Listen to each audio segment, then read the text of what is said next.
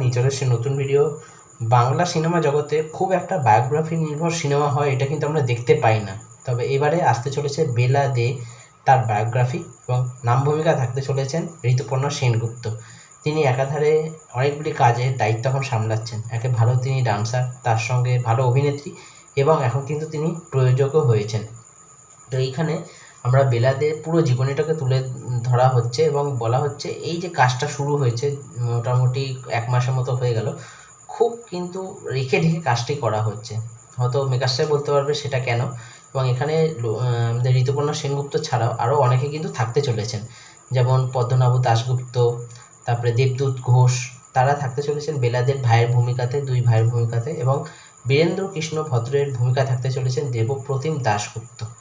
এবং এইটাই দেখার ব্যাপার যে কাহিনীটাকে কীভাবে লেখক ডাইরেক্টর এগিয়ে নিয়ে চলে।